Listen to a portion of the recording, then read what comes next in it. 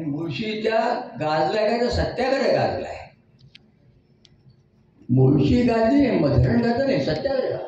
सेनापती बापराचं नावच आहे, सेनापती दिले. पण त्या संघर्षात दोन पदर होते मुख्य. जमिनी कोणाच्या होत्या? खोतांच्या. रावत कोण होते त्यावेळेला? बाकीची कुळं शेतकरी. टाटाने धरण बांधलं, पण कोणाच्या हातात पैसे पडले? ही माझी हमाल मंडळी किंवा सगळी मंडळी यांच्या मध्याला काय झालं? एक द्वंद्व निर्माण झालं.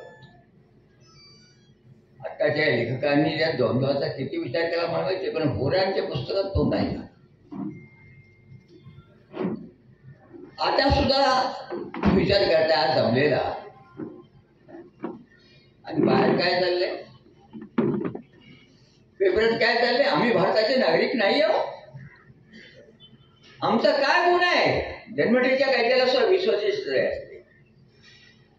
आमच्या वाट्याला हे जे आलं, आमच्या नावावर जमीन नव्हत्या म्हणून आम्हाला हक्कलं, गेलं पोट भरलं. आणि आता टाटा म्हणतात तुझ्या या गावाशी संबंध नाही, नाव विषय नाही, बोलायचं नाही. इथं तुला पाणी मिळणार नाही, तुला लाईट मिळणार नाही, जगात तू जाऊ शकणार नाहीस. मधल्या पट्टीमध्ये ठीक आहे, आता तुमची मागणी आहे की आम्हाला गावठाण मिळावं. गावठाण मागणीसाठी बळ निर्माण करण्यासाठी परिषद मुद्द्यावर चालायचं म्हणून बोलतोय. मलाही मर्यादा आहे. आणि या माझ्या आमच्याकडे लोक येतात. आता इथे विदर्भातला जाऊन माझा मित्र आलाय, तिकड सगळी धरणं खूप आहे. हे धरण इंग्रज आहे का भाटघरचं, आणि हे त्यानंतर आपल्या पुणे जिल्ह्यात वाटल्या तेवढी धरणं आली. कोकणीपासून थेट आणि इंदापूरच्या पैशापर्यंत धरण. नर्मदा तिकडे मिळते पाटणकर तिकडे पटेकडे आहे कोयनीच्या.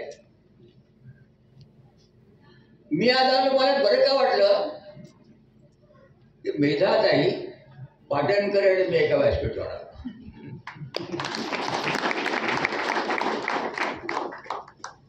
आणि मग जरा आशा वाटायला लागली काहीतरी जरा.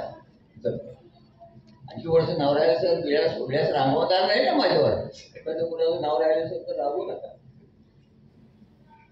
विलास नागपूरहून आलाय आणि तिथं काय झालंय, सरकारने काय सुरू केलं ते नीट लक्षात ठेवा. त्या विलास घुमटाला विचारा, ए जादू नकोस, पैसे घे, जमीन नाही मागायची. काय सांगितलंय? पैसे घ्या, जमीन नाही मागायची. आता जमिनीशी माझं नातं उसरवाळ करणार काय? मला पाहिजे ना काहीतरी. आज कोण नका जमीन देऊ, जर माझ्या गावाचं नाव तरी मला राहू द्यायचे नाही. तुम्हाला गावठाण इथे बांधता येणार नाही, पाणी मिळणार नाही, वीज मिळणार नाही. या गावात ठीक आहे, देव आहे ना, त्याला हरकत कमी नको. स्वातंत्र्याच्या नंतर 75 वर्षानंतर ती परिस्थिती, स्वातंत्र्याच्या अगोदर हा लढा. पुरात सगळ्यांनी पुस्तकं लिहिली आहे, पण यातल्या अंतरपत्रांना त्यांना हात घालता आला नाही. त्यांची पेढीच करायची गीता प्रश्न, अनेक प्रश्न आहेत. आमच्याकडे जिल्हा शाळा जिल्हा परिषद आणि शिक्षणावर अट कोणती? इथं तुला नोकरी मिळेल पण बदली मागायची नाही. आणि बदली नाही मागायची मग बायको कशी मिळणार? तो प्रश्न आमचा नाही, तो प्रश्न आमचा नाही. बरोबर नाही का म्हणतो? माझं चुकत असेल तर मला सांगा की बाबा तुम्ही काहीतरी जास्त बोलताय. आणि शिक्षक काय म्हणतो? आहे मला जन्मठेप मिळाली आहे, इथून बदली होणार नाही. बाजाराच्या दिवशी भेटले ती भेटली. म्हणजे टाटा म्हणतात या, पण रुबाब करायचं कारण नाही तुम्ही. बाबा आमचा चालेल, इथल्या पाण्याला हात नाही लावायचा. आपल्याला सर्वांच्या वक्तव्यातून समोर दिसलेलंच आहे. त्यावेळेला विनायकराव बुसकुटे आणि सेनापती बापट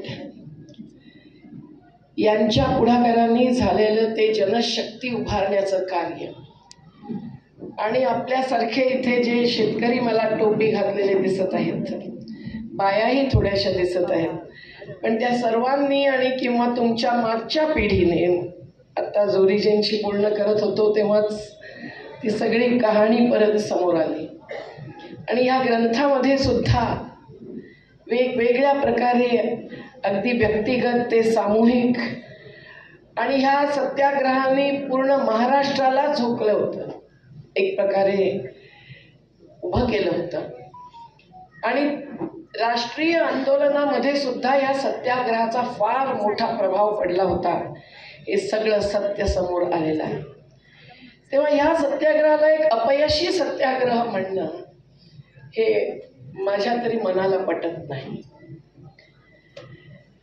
राजेंद्र बोरांचं पुस्तक सर्वात पहिल्यांदा समोर आलं, आणि नंतर या सगळ्या क्षेत्रातल्या टाटाच्या या 6 धरणांची सगळी वस्तुस्थिती आम्ही त्या प्रत्येक ठिकाणी जाऊन ज्या वेळेला पाहिली, त्यावेळेला जे चित्र समोर आलेलं आहे त्यावरून आजही तुम्ही सर्व खरोखर जो हक्क हिसकावून घेतलेला आहे विद्युत उत्पादनाच्या नावाने, सिंचनाची कुठलीही पर्वा न करता, पण जल आणि नदी हा जो जीवनाधार असतो त्याला सुद्धा न जुमानता, हे चित्र फार उद्विग्नता आणणार आहे.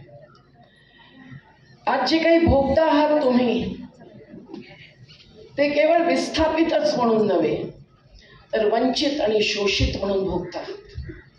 हे जे होत आहे विकासाच्या नावाने, त्यामुळेच आज देशभरामध्ये, महाराष्ट्रभरामध्ये, अगदी आत्ता बाबाने उल्लेख केला तो पुण्याचा रिंग रोड असो की इंदौरचा अहिल्याबाई होळकरांच्या सारख्या एका पर्यावरणवादी राजनेत्रीच्या नावाने होणारा रिंग रोड असो, मेगा सिटी असो की मेट्रो असो, आणि धरणं जी चीनच्या खालोखाल भारताने बांधली आणि त्याच्यामध्ये सर्वात जास्त महाराष्ट्राने, या सर्व प्रकल्पांच्या पोटी जे काही होतं आहे त्याच्या समोर विस्थापित विरुद्ध प्रस्थापित असा जो लढा चाललेला आहे, तो लढा आजही पुढे नेण्याची गरज आहे. म्हणून आपल्याशी या संवाद करण्यामध्ये आम्हाला खूपच अभिमान वाटतो. चालू घडामोडींचे अपडेट जाणून घेण्यासाठी आपल्या चॅनलला सबस्क्राईब जरूर करा, लाईक करा, शेअर करा व कमेंट देखील करा. बेल आयकॉनवर प्रेस करा व नोटिफिकेशन्स मिळवा.